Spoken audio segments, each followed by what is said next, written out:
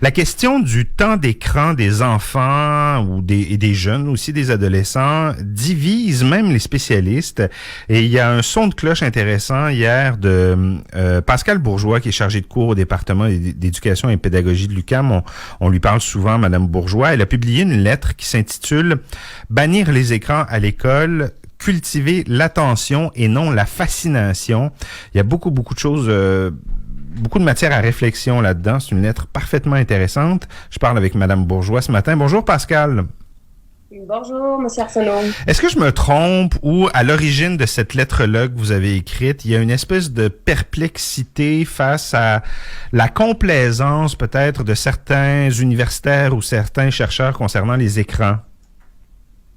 Il y a une complaisance généralisée, mais oui. Effectivement, on est à la remorque c'est très à la mode de valoriser l'innovation pédagogique et ça passe souvent par l'utilisation de toutes sortes de technologies là, qu'on nous invite, on nous encourage vraiment fortement à être novateurs sur le plan pédagogique et ça implique toujours l'usage de la technologie. Les écrans sont omniprésents et puis finalement, quand on se penche un peu sur la question, on s'aperçoit rapidement que c'est loin d'être une panacée. Les bienfaits, on attend toujours les bienfaits, là. Il n'y a pas de recherche qui témoigne des bienfaits sur le plan pédagogique, mais il y a beaucoup de recherches qui sonnent l'alarme concernant les effets néfastes.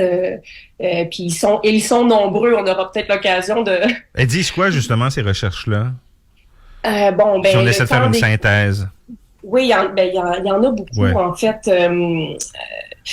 Ça a des effets sur le développement cognitif, mais aussi socio-affectif. Donc, toutes les conditions qui doivent être réunies pour favoriser l'apprentissage sont entravées par cette omniprésence des écrans. Donc, sur le plan cognitif, ce sont les fonctions exécutives qui sont affectées. Donc, ce sont les processus cognitifs qui nous permettent, par exemple, de réguler notre pensée, réguler nos comportements pour être en mesure d'atteindre un objectif. Donc, on a besoin de ça quand on étudie, quand on travaille, quand on fait des exercices, etc.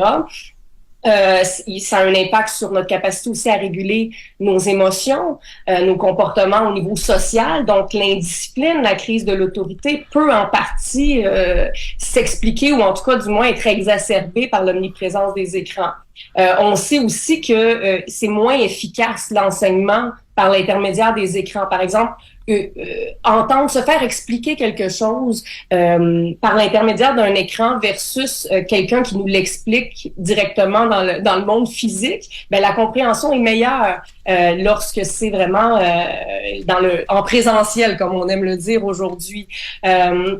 L'écriture manuscrite par rapport à l'écriture sur le clavier. Écoutez, je pourrais vous en nommer tellement. Il y en a énormément des données qui sont connues à ce sujet-là et pourtant, on continue de se tourner vers les écrans. Je pense qu'il y a une sorte aussi un peu de il y a une sorte de dépendance. Une habitude qui a été installée à un moment où ça a été populaire, puis on a tenu pour acquis que c'était nécessairement l'avenir. Et là, je sens que malgré toutes ces connaissances-là qu'on connaît, il risque d'y avoir une résistance. Il y a un marché, et puis il y a des intérêts, il y a des professeurs d'université et des chercheurs qui se spécialisent dans la technopédagogie. Donc, si on leur dit qu'on veut bannir les écrans à l'école, c'est toutes ces chaires de recherche-là qui risquent de ne plus savoir quoi faire, là.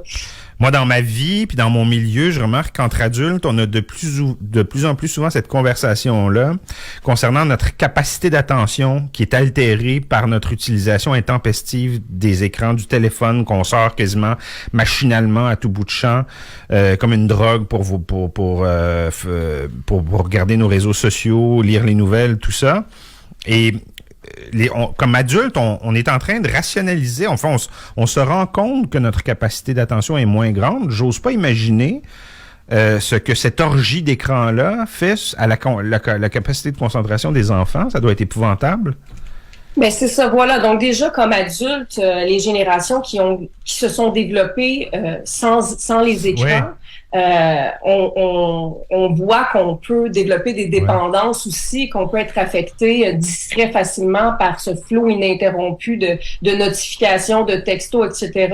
Donc là, ce qu'on constate, c'est que la génération Z qui a vraiment socialisé pour une large part en ligne ça a eu des conséquences épouvantables sur leur développement à la fois cognitif et socio-affectif, comme je le dis. On a besoin de tout ça là, pour être capable de se concentrer. Et puis ça donne l'illusion aussi, c'est ça qui est agaçant, c'est que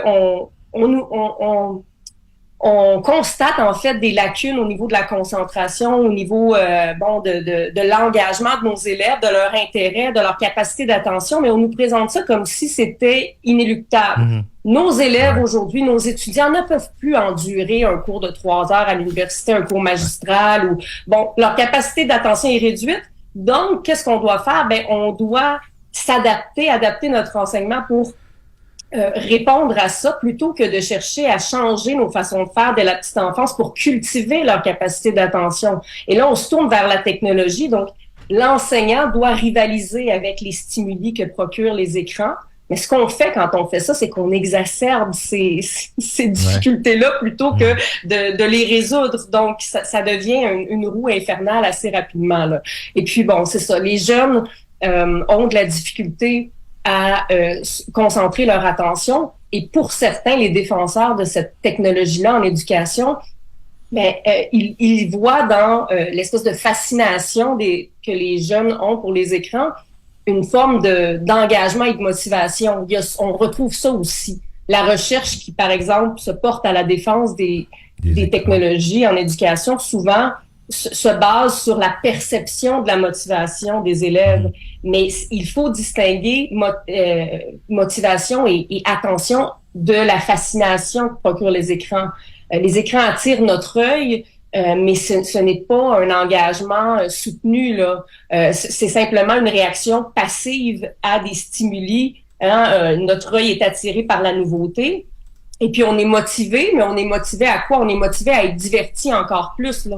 On n'est pas motivé on n'a pas d'intérêt réel pour l'objet d'étude qu'on essaie de faire passer à travers tout ça. Donc, c'est une illusion, selon moi. Vous écrivez dans votre lettre, le problème réside aussi dans ce qui est sacrifié au profit de ce temps d'écran. Nos jeunes passent moins de temps à dormir, à lire les livres, à voir leurs amis, à jouer dehors, ce qui affecte significativement leur développement cognitif, psychologique et socio-affectif. Vous avez raison, j'ai l'impression que ça fait pas partie des calculs des spécialistes. Tout ce que les jeunes ne voient pas, tout ce qu'ils ne font pas, parce qu'ils passent trop de temps devant leur écran. Oui, puis la moyenne chez nos adolescents là, de temps d'écran par jour, c'est 7 heures. Donc, vous imaginez 7 heures par jour à fixer des écrans. Il y a toujours juste 24 heures dans une journée.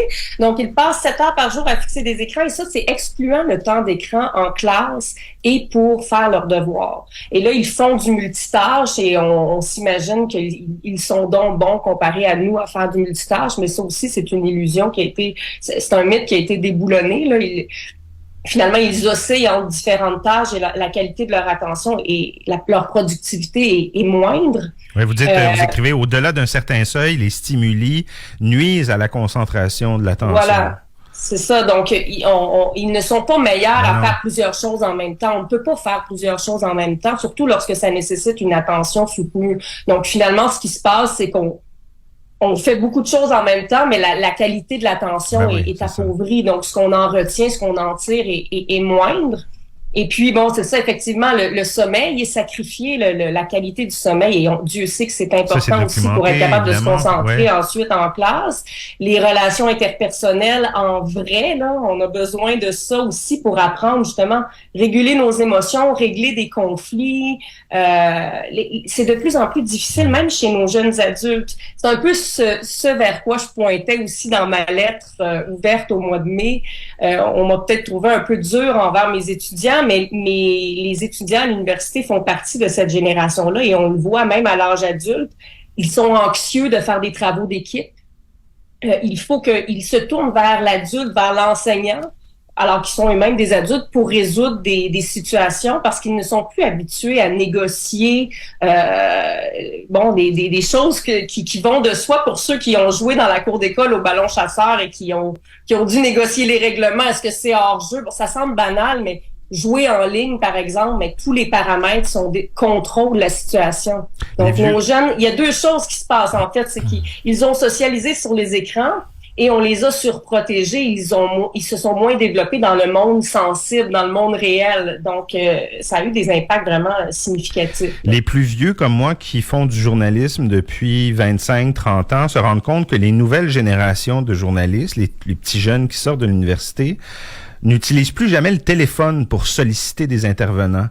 Quand on leur donne une affectation le matin, on leur dit « travaille-moi tel sujet », là où il y a 30 ans, 40 ans, 50 ans, le premier réflexe des jeunes journalistes était de prendre le téléphone puis de commencer à faire des appels. Aujourd'hui, les finissants en journalisme, ça leur semble complètement cornichon, cette idée-là de parler directement à des gens puis de les solliciter pour des entrevues ou des interventions.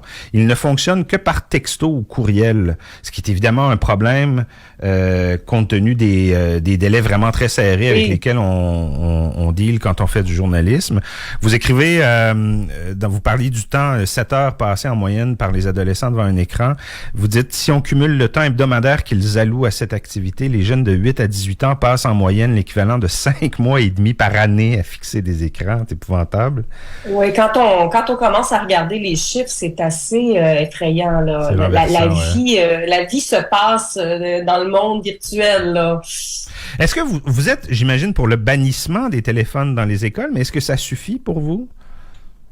Je pense que c'est un premier pas dans la bonne direction, mais moi, j'irais plus loin parce que la présence des écrans au-delà du téléphone cellulaire, ce qui serait vraiment une bonne chose déjà parce que le téléphone, c'est particulier. Bon, c'est pas pareil dans toutes les écoles, mais parfois, on se promène dans les couloirs des écoles secondaires. Les jeunes ne se parlent plus tant que ça entre eux. Ils sont fixés sur leur téléphone durant les pauses, tout ça. Donc, pour le sentiment d'appartenance, pour ne pas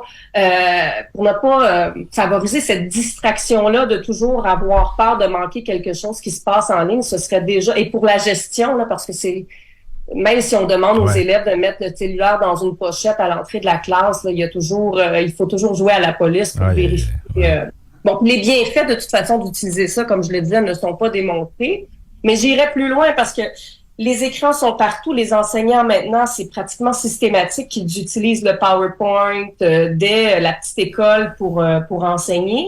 Même, on s'est assuré qu'on ne puisse plus faire autrement parce que les tableaux blancs interactifs ont été installés par-dessus les vieux tableaux verts. Les vieux tableaux verts. Donc, là, on s'assure qu'on peut, si ça fonctionne pas, on peut même pas se tourner vers le tableau vert. Et puis, c'est très chronophage, la gestion de tous ces écrans-là. Quand ça ne fonctionne pas, bon, comme je dis, on est pris avec ça, ça prend du temps, on n'a pas d'alternative. Et puis, ça entrave la qualité, ne serait-ce que la prise de présence au début du cours qui se fait sur l'ordinateur.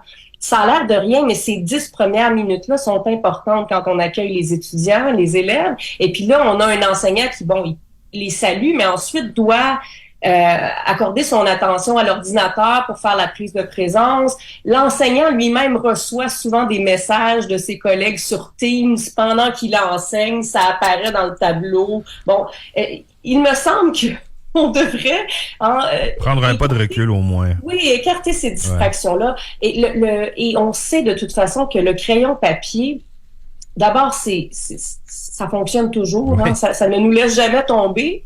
Et puis, l'écriture manuscrite a des bienfaits pour l'apprentissage de la lecture, pour la rétention aussi de l'information. Donc, nos jeunes doivent apprendre à prendre des notes tôt. Et puis, j'ai plein... Oui, évidemment. Votre lettre s'appelle « Bannir les écrans à l'école, cultiver l'attention et non la fascination ». Elle a été publiée hier sur les différents sites de Québécois, notamment dans le Journal de Montréal. Les gens vont la trouver facilement en ligne. C'est extrêmement intéressant, puis ça va susciter énormément de discussions, j'imagine, notamment dans les familles où il y a des enfants à l'école. Pascale, merci beaucoup d'avoir pris un moment pour nous parler ce matin. C'est toujours intéressant, puis c'est toujours un plaisir. Au revoir, merci beaucoup. Au revoir.